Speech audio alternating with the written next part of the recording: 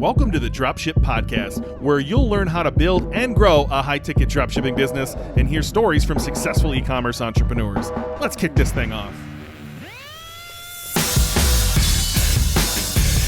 Hey, we're back again this week with part number 2 of high-ticket dropshipping niche selection. Again, this is pulled from our Patreon. If you want to follow us on Patreon, you can listen to the whole episode over there, patreon.com/Dropship Podcast. If you missed last week's episode, you're going to want to either sign up for the Patreon or go listen to last week's episode first. Again, this is the second half of that Patreon episode where we're talking about high-ticket dropshipping niche selection. The only other way to get access to this podcast is to become a member at Dropship Breakthrough, where you will get access to our paid podcast as part of your elite membership. We'd love to have you on Patreon. We'd love to have you in Dropship Breakthrough, but at a very minimum, take notes. We're giving away so much value between last week's first half of this episode and this week's episode. This is literally the criteria John and I use when we build our own stores, and so use this criteria to pick a niche for yourself and get ready to move forward. So how do you move on from there, right? So you've got a bunch of ideas. How do you go validate your ideas, John? What is your first step? Like I've got 5 ideas: pellet grills, 3D printers, lights, e-bikes, and you're just like, man, I want to go figure out which one of these I should do. Where do you go first? Well, I'll go first. I'll have a look. I mean, obviously, I'm so of those examples you just picked, I'm going to say, well, like I said, I come up with my list based on the people first. But if I was just to be given a list like that from somebody, I'd be looking at firstly who's the who in those markets. Is there an identifiable, like a single who for those things, right? So lights, for example, there isn't. So that would be off my list straight away. It wouldn't be there.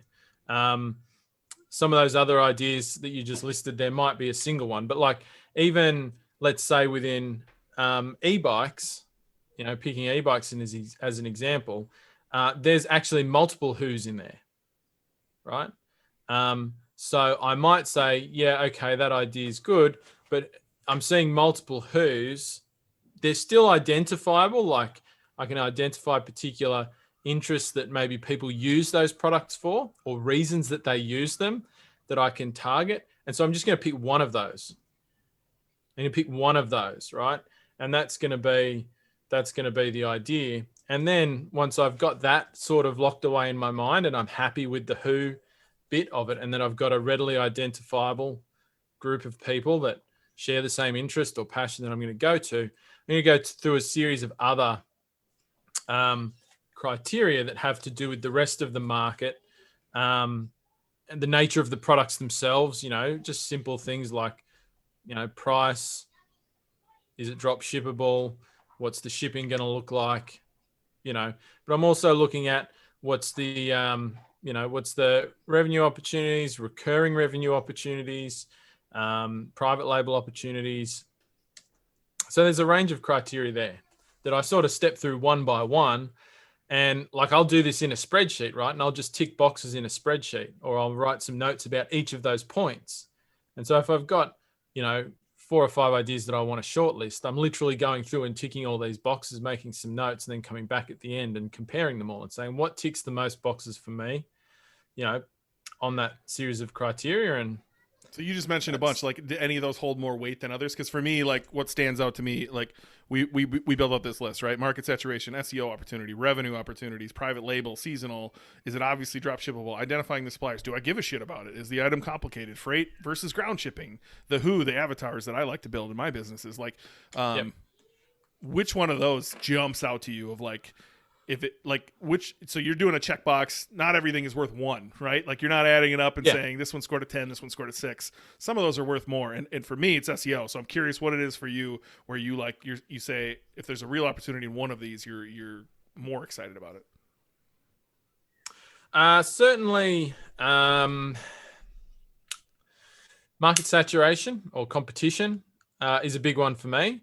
I want to know, because in terms of when I'm shortlisting ideas, particularly when I'm trying to narrow down a small group of ideas to one, competition, which kind of does lead a bit into SEO opportunity, right? Because your SEO opportunity is kind of determined a bit by what the competition's doing, and how much of it there is and all of that sort of thing. But yeah, I'm looking at the competition because you're going to see in every idea there's going to be different levels of competition, different quality of competition. And so that really is a determining factor on how, not necessarily on your overall chances of success in the longer term, because I think if you take the right approach, you can overcome a lot of competition in any market. But it certainly will determine how quickly you start, right? How quickly you make progress will be determined 100% by what's happening in your market from a competitive perspective, what the quality of it is, how your marketing stacks up against theirs, and what opportunities lie there. So I look very much at that in the beginning. Revenue, thinking about recurring revenue is a big one for me as well. And there's probably a couple of things that lump in there from that list you just ran through. So like recurring revenue, private label opportunities kind of comes into it. But I want to say that I can identify a pathway to sell those people, that my ideal avatar, whatever you want to call it, multiple times. I want to know that I can make multiple sales to the same person over time. Because the reality is, right, there's only 3 ways you can grow any business. And I mean, Jay Abrahams famously talks about this stuff, right? Going back from the 70s, right? You can get more first-time customers, you can increase your average order value, or you can increase your rate of repeat business. That's it. That's the only way you can grow any business on this planet, right? So the problem most people when they start a high-ticket store get to is they can only do the first one, get more first-time customers, right? Which you get by growing your traffic or increasing your conversion rate, right? And that's fine, but you only grow in a linear way if you do that. And at some point you hit the limit of that. There's a hard limit in every market to how much first-time customers you can get. And it's a problem because the nature of high-ticket products tends to be that for each product type, people are only buying it once every 5 years, something like that. I mean, if you're talking about a $3,000 product, people aren't buying the same $3,000 product every 6 months, right? And they're not buying 2 or 3 of them at the same time. Sometimes they are. If you've got B2B particularly, you'll get that. But on average, they're not, right? So automatically there, when most people start a site that's just focused on one type of high-ticket product, they cut off the second and third ways of growing their business. They have no plan for that. And it kind of ignores, like, particularly in e-commerce, like all those e-commerce businesses that people know about, that we idolize, that we say they're fantastic businesses, they all have recurring revenue. Amazon would be bankrupt without recurring revenue, right? It would have been, they wouldn't be who they are. But even smaller ones, they all have recurring revenue built in. So this is really important. And it's totally doable for high ticket sites as well. And if you've picked the who properly, as we both talked about, you should have those opportunities kind of built in. But I like to tick the box. I like to see, I like to envision what that's going to look like. So I want to know that, yes, there's the core products there, the core high ticket products, but what are the other products that person wants to buy? And can I list out what those might be? I know there's some people listening just on the names that I've seen in there who are screaming right now, shut up. They only buy one of my products. And I don't want to out anybody. Everybody likes to keep their niche secret and their market secret. So if you feel comfortable and you want us to talk about you, let us know. And I'm happy to pull up anybody's site who's listening to this and explain all of these points in greater detail, because it's so much easier when we have something to talk about, right? And even if it was our own, even if we picked our own and we built like an e-bike store or something, we're only going to be able to talk about ours. And it's difficult to give people ideas in theirs. And I want to help everyone listening to this. And so if you're willing to come forward and you're like, yeah, here's my URL, here's the stuff I sell. What are you talking about? I can't do X, Y, or Z. John and I would happily show you. Look, I mean, here's a quick example. It's one I use a lot. That's why it comes to mind, right? So I'm a surfer. I'm into surfing, right? So think about the way people typically teach the niche selection thing. It would be, well, you want to sell surfboards, right? That's the high ticket product in that space, right? It's, $1,000 surfboards or plus, right? So that's what you want to be selling. And you want to have a surfboard store, right? And that's the wrong take, right? You want to have a store for surfers, right? So what's the recurring revenue potential there? Well, or increasing your average order value. So I'm going to sell the surfboard, sure, but I'm also going to sell a range of other things that surfers would buy. So maybe I'm going to sell wetsuits. I'm going to sell the surfboard accessories. I'm going to sell surfboard bags. I mean, all these things can sell for $300-$400. I'm going to sell, racks for people to carry their surfboards on a moped or a bike. Racks for them to put in their home on the wall where they can put up all this. If you're a surfer, you got tons of surfboards. You got to store them somehow. Like there's all these things. I'm going to try and sell all of that stuff to the same person, either in one order or over time. Every couple of months, they're coming and buying something else. And when you get into the second and third sales, which you're mostly going to make via email, i.e. with no marketing cost, they don't need to be super high ticket products. You're still going to make profit on them, right? Because you don't have a cost per acquisition anymore. That's what you lose on the second and third sale. You don't pay to acquire that customer again in the same way you do on your first sale. I'm going to give you another example. Because I like to be in my passion, I love digital products, and you're going to be able to create your own digital products with 100% profit margin. And here's my example. I own this URL, so fuck off if you're trying to come after me. I've owned it for 3 years, so that definitely means I'm going to start it someday. SupYogaPaddleboards.com. It's like a fad. People love doing yoga on their paddleboards. I can't even stand up on one. No joke. I fell over in a kayak once at the dock. I'm positive I could not stand on a paddleboard. So I'm probably never going to be this guy, but I own the domain Sup Yoga Paddleboards. If somebody's into Sup Yoga, hit me up. Here's what you can do. You can sell the paddle, like the stand-up paddleboard for Sup Yoga. You can sell the mat somebody needs on top of their paddleboard. They're also yogis in their own time. So you can sell all kinds of clothing for them. You can sell all kinds of mats at home. You can sell the blocks. You can sell your own program. You should build your own program and sell it for $9.99, $99.99 of how they can do their program on a paddleboard. And you know what? Go on YouTube right now and type in morning yoga for stretching, yoga for fat people, yoga for your butt, yoga for. Just type in yoga for on YouTube and look at all the different programs you can create for your supyogapaddleboard.com site.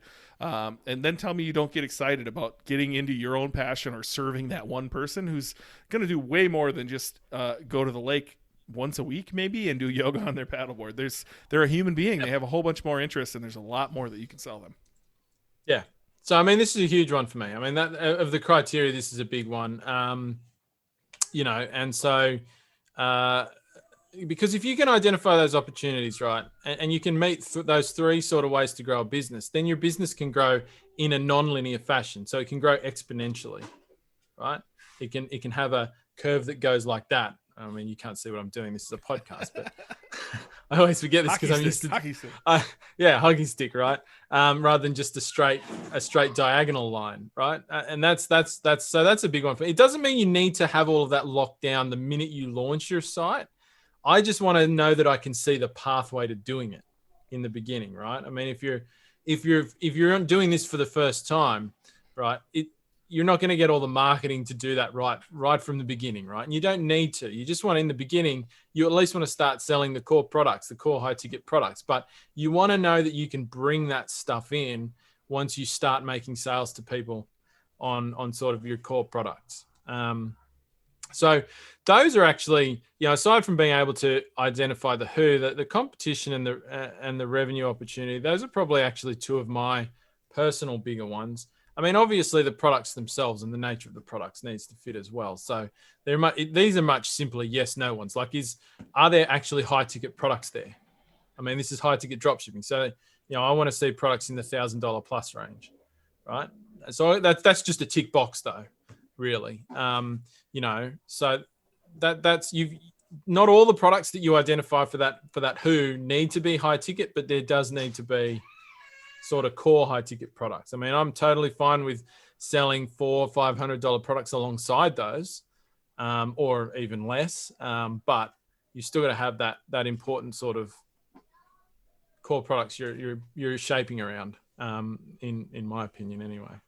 Well, SEO is my jam, dude. I geek out about SEO on pretty much everything. And so I use like our note here, SEO opportunity, to find the market saturation, to find the revenue opportunity, to find the private label opportunities. And what I mean by that is, let's just use your lights for an example. It's not hard to go find a dropshipping lighting company online. Just, search for lighting, narrow it down to who's dropshipping. You're going to find a whole bunch of them, right?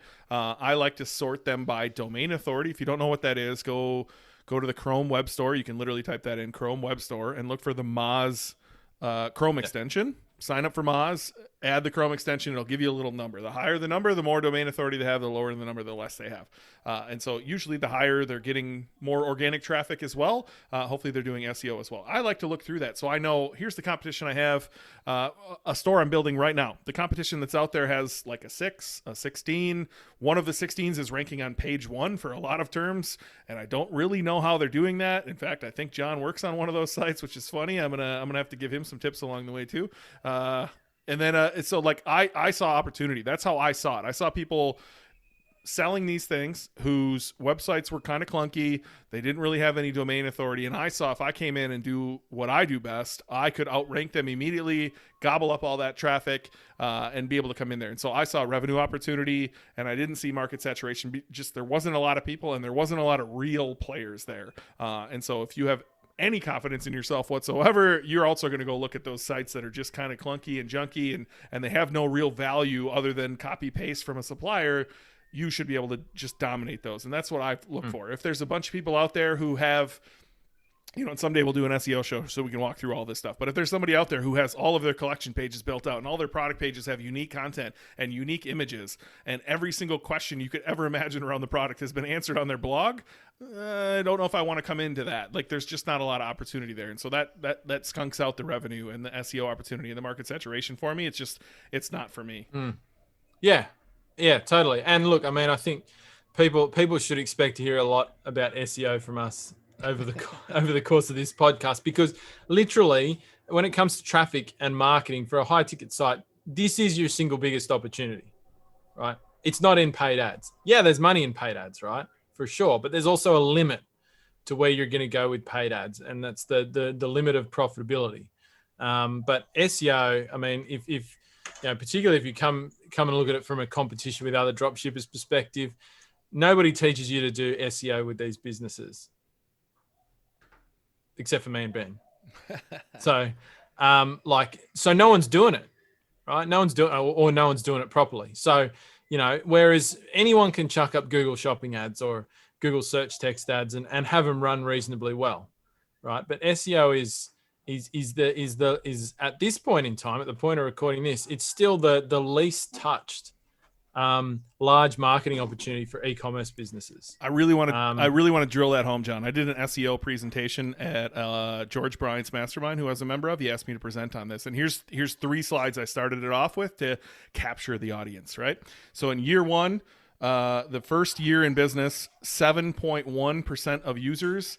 So a total of 7,000 users came in year 1 for 0 revenue, right? I came on board the next year and we started doing all the things I love to do. We did 76,000 users and 854,000 in revenue. And then the next year we did 243,000 users and $2.3 million in revenue. And I left the company after that. I wish I could see what happened after that, because it's so exponential. It just keeps growing and growing. And the more effort you put into it, the more it's going to pay you back. And that was 43% of users, by the way. In year 3, 43% of our traffic was free for the effort we had put in before, and $2.3 million in revenue, of which we paid $0 in ads. Yeah. I mean, another statistic I'll throw out there, SEMrush. This is a few years ago now. SEMrush crunched the numbers on all of their e-commerce sites that run their sites through their tool, right? That use their tool, which is obviously, most large stores at some point or another would have, had an SEMrush account and would have run their data through there. They found that for e-commerce sites, this is 30 something, I think it was 36% of e-commerce transactions were as a result of an organic click on an organic search listing. 3% were from Google Ads by comparison. 3%. And about 3.3 was from social media. And, the largest number was from, the direct bucket visit. So that was 46%. So obviously those direct visits originated as a paid ad or an organic click or something like that. But of the directly attributing ones, organic was 10 times larger than paid. 10 times, right, on Google. So that gives you a bit of an idea about the magnitude of the opportunity there. Well, and you're not constantly paying for it either. You're not constantly paying for it. If anybody's ever tried to target anything except super bottom of the funnel keywords, which is your product name, the brand name, product name, God forbid SKU. I don't know if anybody actually searches SKUs. Maybe they do. I don't know. They never did for me. That's where your money is, right? It's the end of the funnel. And if they don't buy, you better grab their goddamn email. If you've tried to run anything else like the super generic key, like go right now and try to run an ad with the word e-bike. That's your keyword. And go write an ad and try to drive traffic to your site. It's not going to convert very well, and you're gonna go broke trying to capture people at the top of the funnel running ads. Whereas you can rank those things. Or you can build pages for that. I love best pages versus pages. Anyway, I'm going to go nuts about SEO on some show, and I'm just going to give you everything I got and hopefully give you a bunch of examples too, because I fucking love SEO. And if any of you want to partner in your business, give me a call. I'll come in, I'll take a chunk of your business, and I'll blow you up because I fucking love it. Anyway, this is why I use SEO to even determine the niche, because if I go in there and there's just no opportunity, like I said, if I go find 3, 4, 5, 6 other competitors that I'm going to be competing against and they've done all the hard work, I'm going to have a hard time catching up to them because it's such an exponential curve. You can't, when they've been around 5-6 years and they've done a good job, it's going to take me 5-6 years to even get where they are today, where I think there's a lot more opportunity out there. And that's why I use SEO to gauge almost all of this. Yeah. Cool. Yeah. I think that's cool. That's a good perspective on it for sure. So we have private label opportunities on here. So I've done this. You actually asked me to create a portion of your course on this. Is there anything special you look out for? Because for me, it depends on which one you're going to do, and I'm going to put both of these in your course. Whether I'm going to do a widget for acquisition of the who, and so that I can escalate them to the other products that I sell, which I think is super, super easy. Or do I want to sell, again, let's use pellet grills. Do I think I could go to a Chinese manufacturer, which totally you can. I don't want to. That sounded like a little bit out of my zone when I first started, for sure. But like Traeger's manufacturer in China reached out to me and they were like, "We can just throw your name on this Traeger grill." So it's going to be easier than you think. But where do you, when you're looking at it, what are you looking for, John? Does it need to be small? Does it need to be, a little less complex for you to think about private label as an opportunity? Hey, just want to jump in here real quick and say, if you're loving this show, the number one thing you can do to help us out is simply go to Spotify or iTunes or whatever you're listening on and smash that follow button, that subscribe button, and leave us a review. It really does help us reach more people. And if you've got a friend that you know should be listening to this, send the podcast over to them. We'd love to have them join us as well. And real quick, 2 quick resources I have for you. If you want to join us in our free Facebook group, you can find that at facebook.com/groups/Dropship Tribe, or just search the Dropship Tribe. And we also have a paid version of this podcast where you can get even more of John and I and longer form content. You can find that on Patreon at patreon.com/Dropship Podcast. All right, back to the show. I would probably, and I mean, I wouldn't rule out the core products necessarily, but that's less often going to be the option that you're presented with that's actually going to work. I mean, if your core products happen to be fairly simple, and it's easy to, they're not patented or anything like that, because a lot are, or at least what was that word, John? Involved. Patented, right? Is that a word? So, yeah, of course it is. If something's got a patent, that means there's not going to be. Oh, how do you say it? It's patent. It's patent over here, I think. So. Yeah, well, you guys are secondhand users of my language, so you can go fuck off. But if it's like that, you're not going to find 100 manufacturers in China making that thing, right? That exact thing. So you're not going to do it. But a lot of products aren't. And so there might be an option there for you. But yeah, typically I'm looking at those side products that sit next to, like the slightly lower ticket products that sit next to your core product that you can either sell as an upsell or as a bundle or whatever. But also, as you mentioned, yeah, you can also use those cheaper products as front-end acquisition tools because you've got a better profit margin on them, right? So you can run ads on them and not worry so much about the cost per sale, that I'm then going to lead people onto my high-ticket products from there. So I would usually be thinking about, the lower ticket products that you're either going to use as an upsell or the entry point to your business. And I mean, that's sometimes easier as well because it's going to take less cost investment for you to actually get the things in bulk landed into your country. Whereas if you're going to say, I'm going to go and brand up my own $3,000 product, well, you're going to have a chunk of money sunk into that to get it out of China, right? One of the ways you talked about growing your business is upsells, right? Lifetime value of a customer. And so I love widgets in the same capacity. If e-bikes is something that I was just sold on, how hard would it be for me to go to a plastics manufacturer and get something that's going to clip on the bikes to hold their water bottle, something that's going to clip on the bikes to hold their iPhone?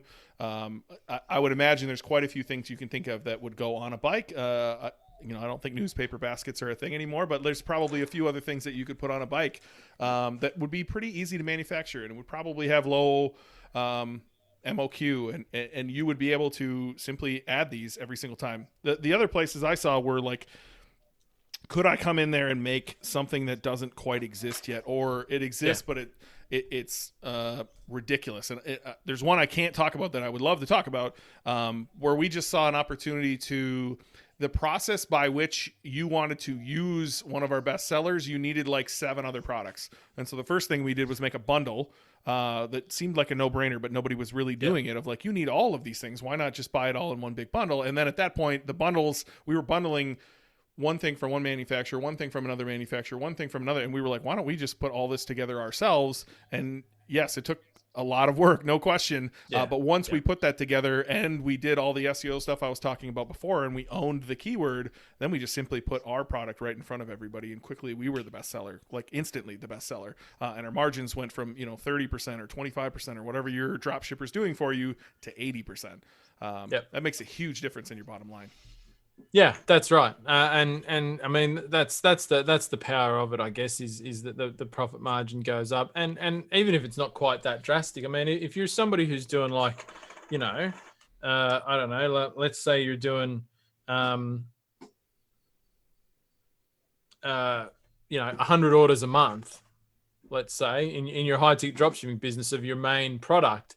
I mean, imagine just adding on another product to that gave you $100 profit extra, right? Even something as simple as that, right? Just something small. You're buying it cheap. You're adding $100 on top of it. You're selling it at no extra cost to you, like in terms of no extra marketing costs. I mean, that's an extra $10,000 a month in profit in your pocket, right? I mean, that's a pretty sweet thing just in and of itself. And I mean, that's not large quantities. You don't need large quantities to do that. You don't need huge investments to do it. You got to sort out the warehousing and all of that side of things, but that's once again pretty simple. And so, I try to look for digital too, John. Like I said earlier with the Sup Yoga, like if you can, as you're doing this market selection and thinking about the who, if you think you can go partner with an influencer or make this stuff yourself, and there's an opportunity for you to upsell digital content, or get people into a membership community, say like, $10 a month, $50 a month, and offer this digital stuff, or, run a Patreon like we're doing right now. Like if you're selling, if you have like an animal product store with doggy doors and crates and all that stuff, and you're just an absolute pet lover, why not, create a pet lover podcast and go interview some of your customers, or create a community through which you can offer discounts on other products, or there's a million different ways that you can offer a digital form. And like I said, that's where all the profit margin's at. Or you could sell, we're on video and I'm pointing at them, but you can sell the same supplements I sell behind me and just insert them into your business. Yep.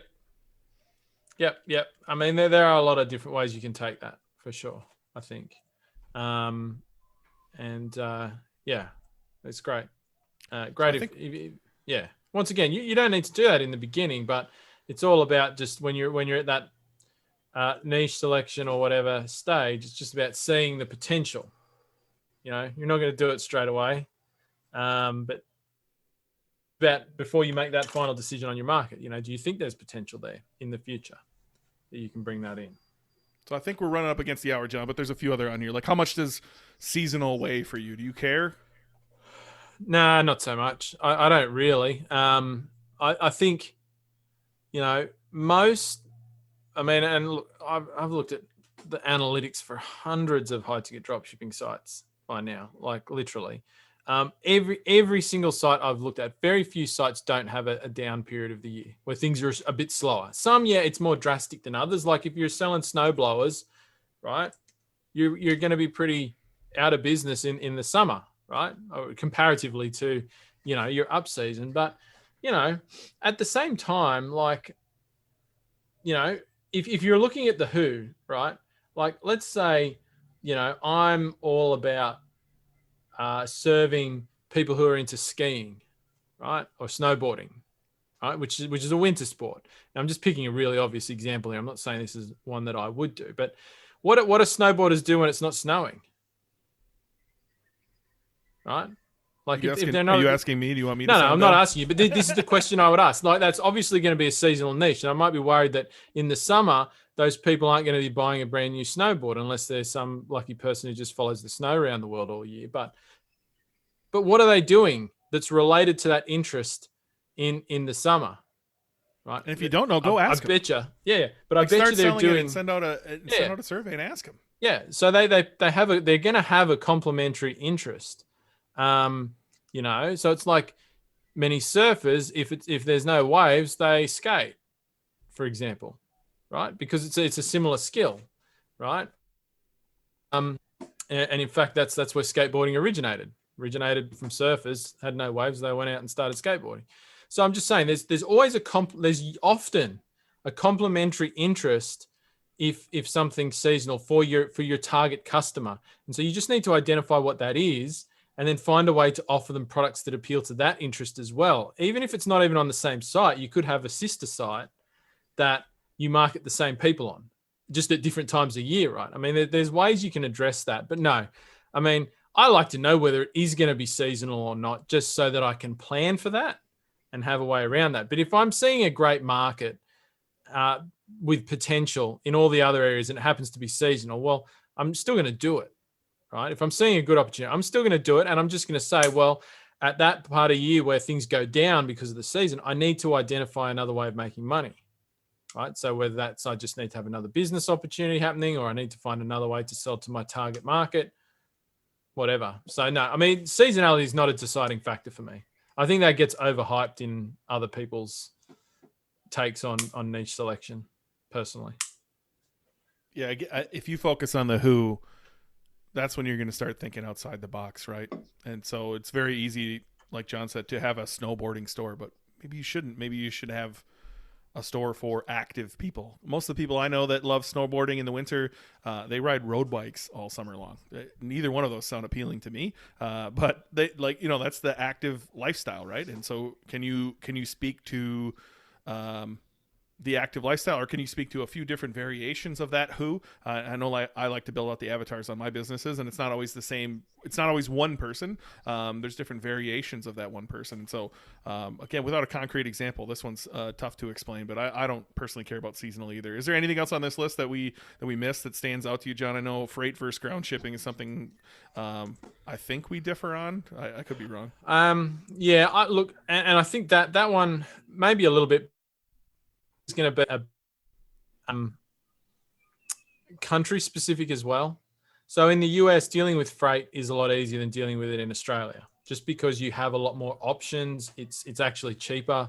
Your population isn't as dispersed, and so those freight routes are a lot easier to navigate in the US than they are in Australia. So if you were doing it in Australia, I'd probably say you want to steer away from the heavier and bulkier items, like on the upper end of that, for sure, because you're going to be limited to selling just in the locations where there's large groups of people, which once again you could do, but it just adds a level of complexity in that. If you've got other ideas that are, that stack up better than, and that's the deciding factor, you're not going to go with the super heavy thing. In the US, it's a little bit less of a worry because you have more options for dealing with that. There's more ways you can deal with that for sure.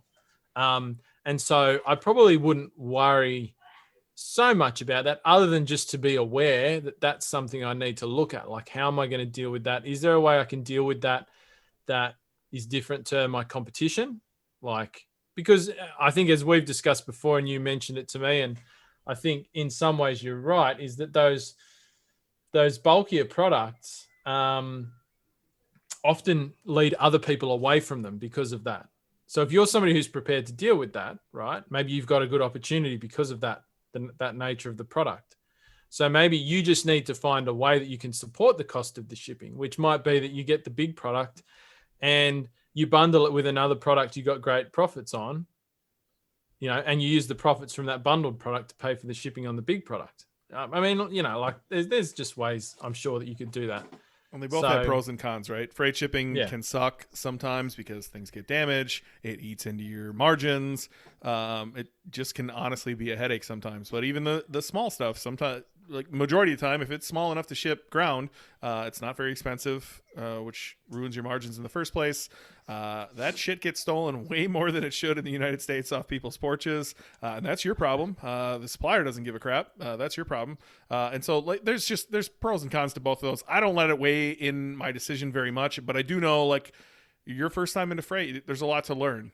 There's a lot of processes you need to build in your business. And I've seen people who, everyone's advertising at minimum advertised pricing, right? And so they're afraid to add shipping in there, even though they have to charge you at the end. I've seen people I've personally bought from who don't tell you about the shipping and then send you an email the moment you buy and say, oh, by the way, if you want to take this off your truck yourself, cool, you're going to need 2 people. Otherwise, if you want liftgate, send us $70 more. I bet that works really, really well with your customers. I bet there's no friction there at all. And so, like, there's so many pros and cons here. That's the one that stood out to me. I thought you might have a more detailed take on it, but I don't know. None of these are like deal breakers for me, other than, like, if I don't think I can compete in the areas I'm good at, which is, I have a very keyword focused lens, whether that be through Google Ads or whether that be through SEO. Those are the only things that stand out to me as deal breakers. Yeah. Look, I like to make a note on the shipping and what that looks like, because, like I say, they're not deal breakers, but if I'm comparing 3 ideas to each other, and I'm going to be comparing, and they're very close ideas. Often you'll do your niche selection. You'll have 3 or 4 ideas, and you're just like, man, how do I pick one? They're so close together to me in my mind. Then it can come down to the finer points, right? Some of those finer points, like what's the shipping going to look like? How many suppliers did you find? And that might just help you split 3 ideas that look very close on the bigger points, right? Because those finer points will just make your life a little bit easier. And that could be the determining factor in how you make that very final decision. You know how I'd figure it out? I would, number one, I would say, which one do I actually like give a shit about? And then number 2, I would throw up a site, which $13 and a half a day of your time, get up a site and a homepage. And that's all you need is a homepage that looks great.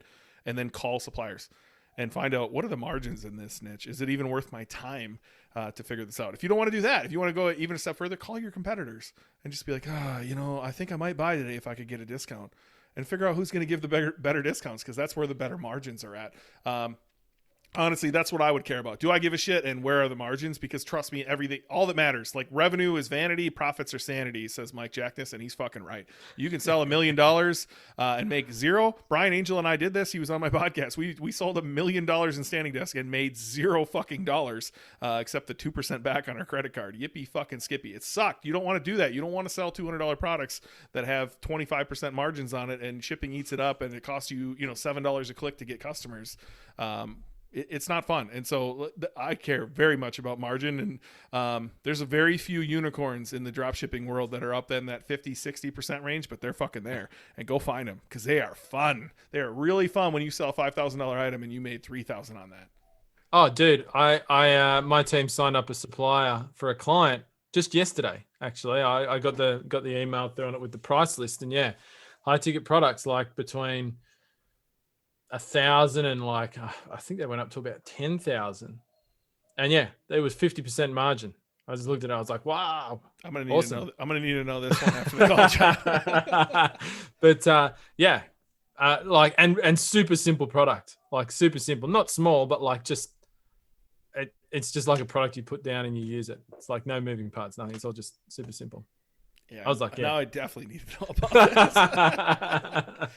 Look, we've gone long. This is kind of what we want to do moving forward. I think John and I were a little stiff in the beginning, if I'm honest. Hopefully we loosened up for you and cracked some jokes. And I want to argue more with John, because I really like getting John going, if I'm honest with you. Look, what else look? First off, thank you. Every single one of you that paid for this, thank you from the bottom of my heart, from the bottom of John's heart. Make sure you are in the Facebook group, facebook.com/group/Dropship Podcast. Anything else you want to tell these guys? What can we do to make this better? Do you guys have feedback? How can we reach more people? What do you think? Yeah, like, I mean, we're going to be communicating with you regularly through the through our various little ways we're connected with you there, like the Facebook group and the main interface where you signed up to. So yeah, we're going to be communicating with you there. If you've got ideas, please share them. But of course, as well, I mean, if you've got buddies, friends, mastermind people that are in the high ticket dropshipping space as well, tell them about the show, right? Tell them about the show. Get them in here. I mean, we want to build this community out, and so we'd appreciate it if you're enjoying it to throw out a recommendation to your friends, people in your network who are also high ticket dropshippers, and you think would get some value from listening in here. We'd appreciate that. This is a paid show, so we're not going to be running ads to you or anything like that. But that's the one thing I'd say. Like, let's build up this audience a little bit, get people coming in, get people's ideas coming in, and let's turn it into something special for sure. Yeah, if we can talk about one of your businesses, reach out. I'm happy to riff on your businesses. I'm happy to do a teardown. I'm happy to do Q&As if you guys have a bunch of questions. We don't want this to be like, number one, we don't care if you're in John's course. No offense, John. We don't care whether you took Dropship Lifestyle or 7-Figure Skills or whatever the hell the other ones are even called, or John's course. Like, we want to be able to go deeper here. So like, somebody reached in the very beginning was like, well, why don't you just do this for free as like promotion for John's course? Like, we want this to be very, very different than the free stuff we put out there, and really be able to like riff on some stuff that you might not hear anywhere else, and hopefully really haven't ever heard it anywhere else, and really get John and I's opinion on your business too, if you're willing to come forward with that stuff. Yeah, and this isn't a course either. I mean, this is something different. This is just another avenue for you to learn and get insights from people who have been there and done that and seen a lot of different things. So we're gonna cover ground here just because there's two of us talking about different ideas that it doesn't get covered anywhere else. Thanks for listening to the Dropship Podcast. You can find all the show notes for this episode at dropshippodcast.com. And if you're ready to take the next step in your dropshipping journey, we invite you to join us inside Dropship Breakthrough, where John and I will walk you through step by step in starting your own high-ticket dropshipping e-commerce business. But that's not all. Dropship Breakthrough will also teach you everything you'll need to know to grow your business and take it to the next level. So head over to dropshipbreakthrough.com and sign up for our free training that will help you take the first steps towards building and growing your own profitable high-ticket dropshipping business.